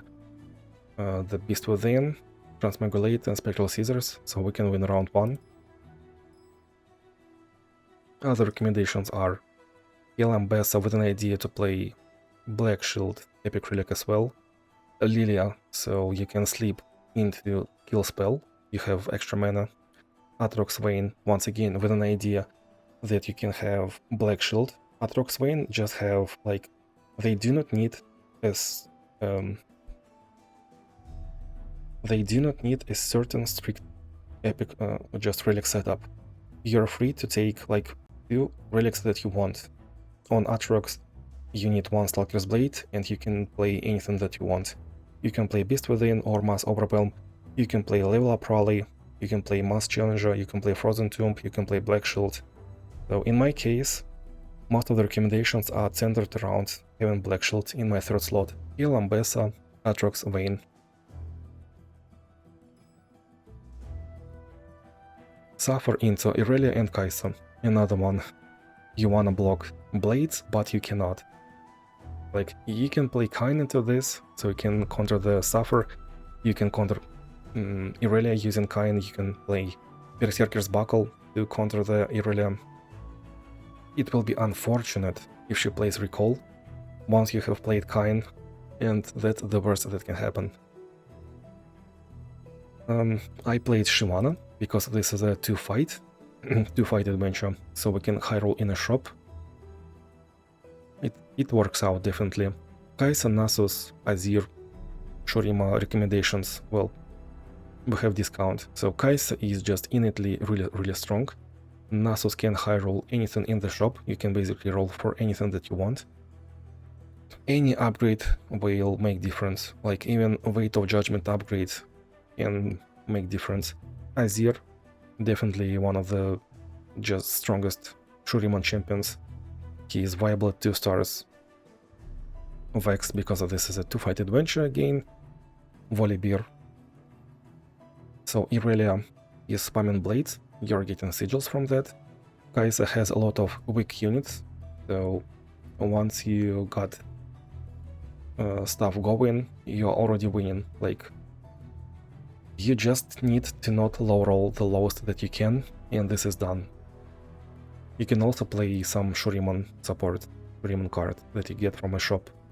Atrox, with an idea to counter Suffer, to counter enemy being Stampede. Enemy has extra units, so we can block, heal up on Atrox. Same goes for Kain. 54. Fan favorite and only the strong. I decided to play Swain because Swain is good into Vega. He has mists that will keep dying, ephemeral unit, and Swain benefits from that.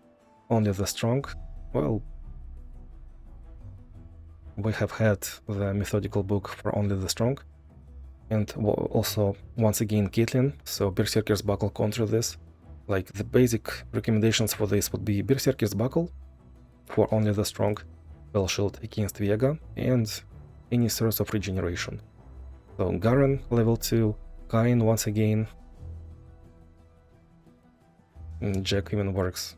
Honestly, you just need to be high level, preferably 40 health. Volibear, so we can Frostbite. Ivana, because this is 2-fight adventure, Vex 2-fight adventure, Kayle can, she is good into only the strong. Gwen, heal up, only the strong. Speed Blossom Ari, Speed Blossom Kindred against only the strong. Atrox Kain, only the strong.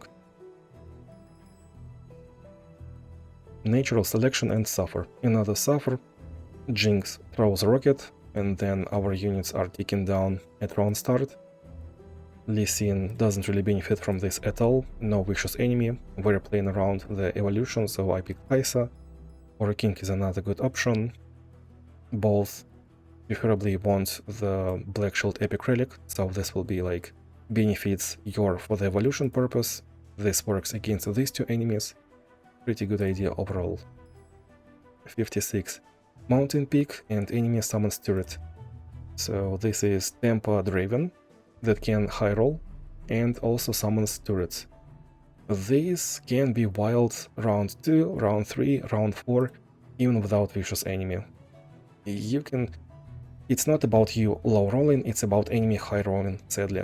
Like Mountain Peak is extremely random. You can go below average and enemy will go above average, and this is done. So I picked Shyvana because, well, you basically cannot low roll with Shyvana. You get good dragons in a shop, right? You have 3 stars in a constellation. You go 1 upgrade to the left for 40 fragments, so all new dragons cost 2 less. They have Nomad Medallion. You roll for new dragons in a shop, and that's about it. No matter what Mountain Peak picks, it will be most likely a dragon, and you will kill one of enemy units. Volibear. With an idea to strike, control the board, and Frostbite enemy Draven. Morgana against Draven, pretty good into Tempo Warrior like Azir. Atrox good into Mountain Peak, good into extra enemies. Nasus good into Azir, good into Draven because they're going wide, good into extra turrets because we're extra scaling. Tryndamere with an idea to once again counter some aggression with Frostbites and to high roll from Mountain Peak. If you have Taking Spirit and if you have if you can high roll in a shop, he is good. If you do not have Taking Spirit, Tryndamere might not be the best option. And Ornn is in the end because, well, he is like viable into this one, but of course he's the last champion to play into this one. It's just that I used Ornn last month into Mountain Peak, into Caitlyn, I think. It was like challenge 58 or something. This month I used 58 2 stars Azir, so why not? All of them are actually viable. 57, another small stuff. Really not that scary, but still third hardest challenge this month due to small stuff, due to being this strict about what champions you pick.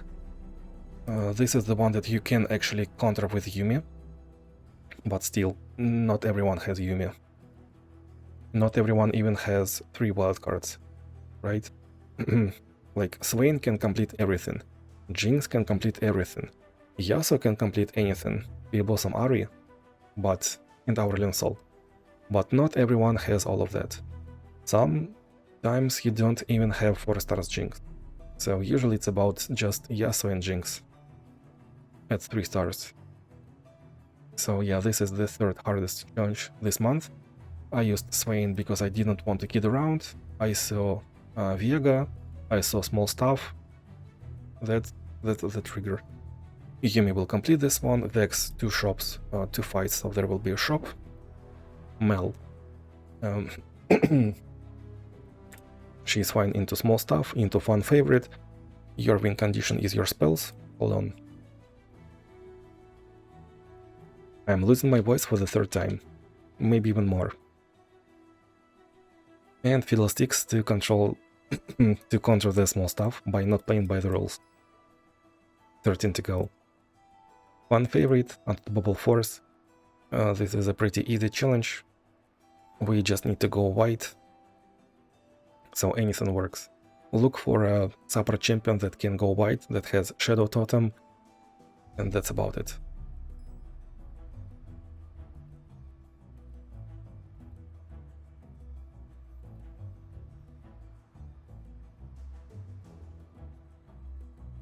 Oh boy.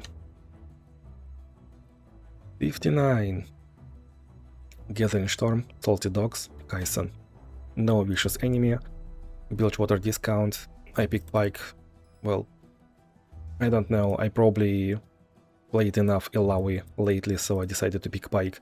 Otherwise, this is nothing much. Of course, enemy Kai'Sa getting the draw is a bit annoying, because if she triggers Evolution 1, then it will be triggered for the rest of the game. So every unit that she draws will have +2/+2. Like, that's not Miss Fortune's Gathering Storm, where she gets the 2/3 attune unit. This might be something worse than that. Either way, basically any Bilgewater champion would work. If I was not speedrunning, I probably would have picked something like, I think, Twisted Fate at least twice this month. So we can stun Kai'Sa, so we can get some fun, at least. I really enjoy playing Twisted Fate, the blue-red deck. If we talk Magic the Gathering, Little Bodies, Vicious Enemy, Shadow Isles discount, Karma, Azir. Well, we have Shadow Isles discount. Into Little Bodies, I definitely wanted to play Thresh, but playing Thresh is like at least 4 extra rounds compared to Viega. For Viega, we can just summon Viega round 1, round 2. If you have Disciple of Shadows. For Thresh, the upper side, the bright side is that we will get extra +1/+1 for every Pora and all their keywords. Blade in the Darkness is scary only if Karma high rolls Dragon Rage randomly. Azir, he's not really that big for Blade in the Darkness, so this challenge shouldn't be that scary. Viega is the fastest win. Thresh is probably my favorite. Gwen, so we can heal up against Blade in the Darkness. We can sacrifice stuff. We want some draw into Karma, as per usual. So Thresh, Gwen do have extra draw. Thresh has that 4/2 creature. Gwen has the spell to kill an ally, which can be used in our defense. When we have accepted the blocking Speed Blossom Kindred, well, yeah, we now have Speed Blossom event back. So Speed Blossom Kindred does have some Shadow Isles stuff, even the champion herself, and extra Pora so our beast will be summoned faster. Mordekaiser, just because this challenge isn't really that hard. And Mordekaiser is kind of playable into Karma. Vex Shyvana, because this is a 2-fight adventure.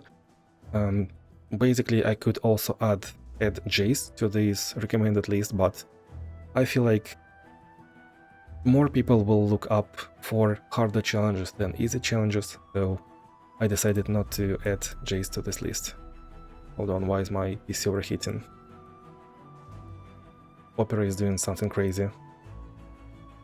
90% CPU consumption for a second. Thresh, Caitlyn, Power Overwhelming, Crafty Portals. Well, we have a Crafty Portals Bundle City discount, so we're basically looking at those champions. Power Overwhelming, so enemy scaling, we have discussed Power Overwhelming beforehand in the first section of this video. Caitlyn, she has quick attack on Caitlyn, she has one elusive unit, so that's pretty much the scariest part of that. Thresh. The point of Thresh is that he does have some late game. He has some heavy drops, and also if he levels up, he gets some extra value. So he can shuffle champions that he will get out for free. So this is basically, on average, a pretty easy challenge, but if you give enemies Thresh some time, then he can reach the critical mass. And that's about it. I picked Vex because probably I just wanted to play another Vex game. I think I had played Vex just once, although I could have played 3 out of 3 already. Definitely can play Veigar, or Nora Heimer, and Yuumi. Yuumi will outscale Power Overwhelming. She will also have special into kill spells. Nora, Tempo Warrior. Against Caitlyn you can use Corrupting Star Fragment. You can use... you can consume the Spell Shield guy. If you have Packing Spirit, this is not an issue at all. Heimerdinger goes white, so once again not a trouble.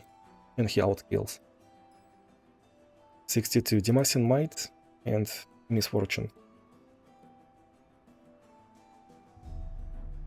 The problem of this challenge is that Misfortune usually goes white, and if she plays correct cards, like if she goes white herself and if you didn't get kill spells round 1, round 2, this can get out of control.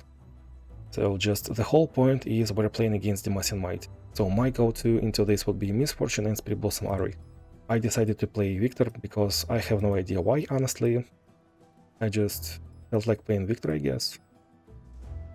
But yeah, the recommendation would be Spirit Blossom Ari, Misfortune. Morgana can work too. You can heal up, you can outscale, you can stun, you can obliterate if we're going late. And it's really not that hard to go late using Morgana. Evelyn can on whole enemy board using Tempest Blade. Yeah, so once again Tempest Blade, you have stunned a whole enemy board. Mel doesn't care about enemy stats. And Giga Ari because this is Misfortune. When she attacks, she does the Bullet Rain. No, not Bullet Rain. Your ultimate. Is it Bullet Rain? Bullet...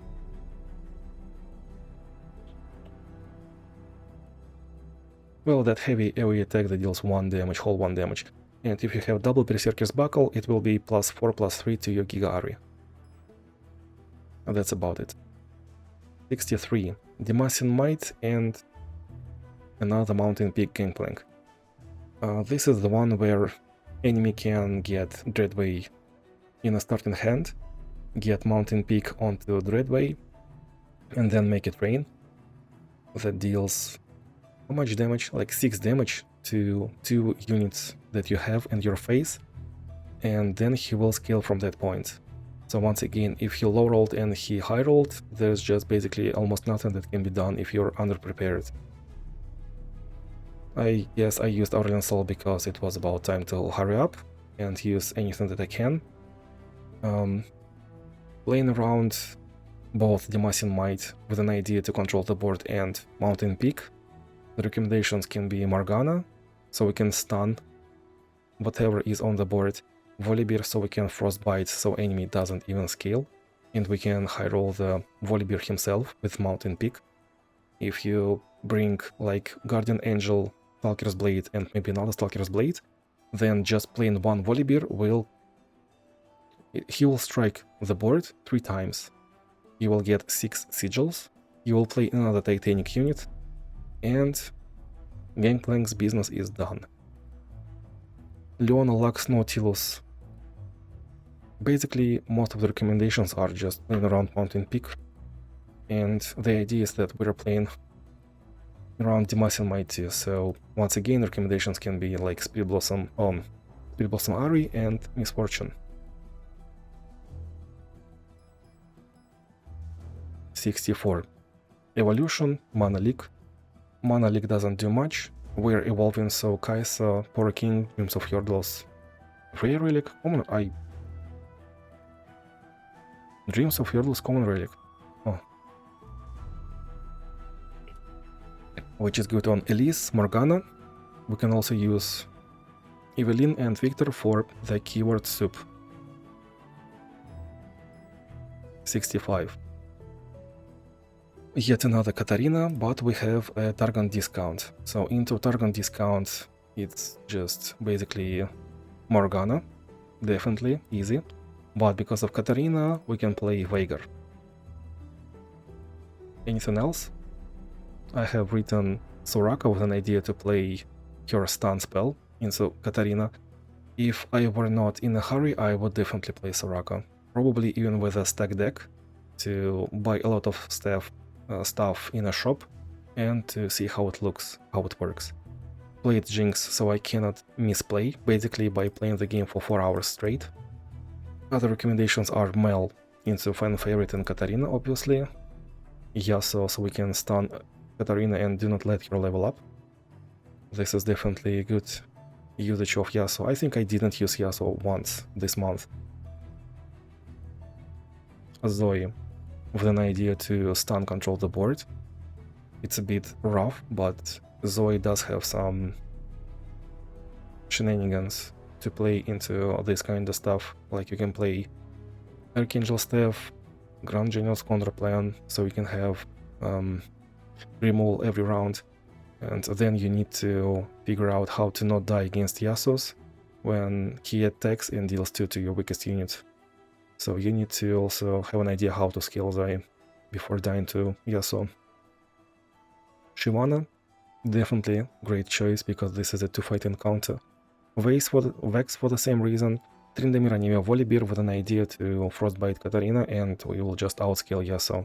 This is a pretty easy challenge if we look from that perspective. 66. After image, power overwhelming and repetition. So Darius does not really benefit from repetition. He has only the stun target unit. And if you have Darius, Rally. So for repetition, that spell will go through the spell shield. That's about it.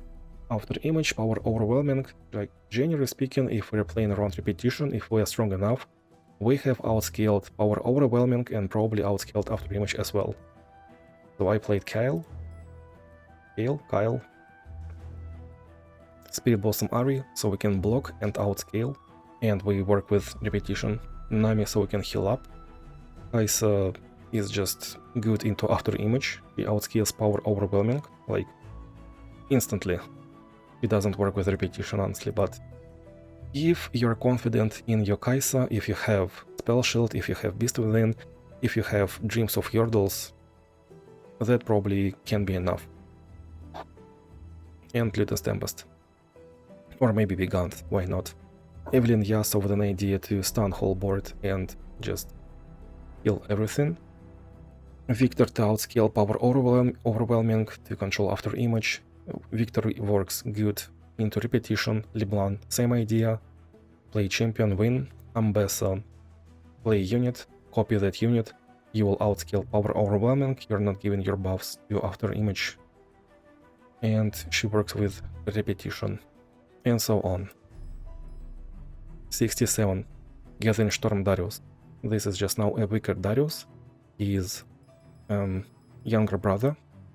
We play our best shadow elf champions that we have left. 68 Power Overwhelming, Azir and Victor. Well, we do have a discount, so we're playing our last Bilgewater champion for this one. Azir soldiers will grow like by 5-5 by round 6, but if Azir doesn't have any units on board, he will just not attack. So we can control the board first. So I'm playing Misfortune to this, definitely. Illaoi can win round 2, Pike into Azir, and he is scaling as well.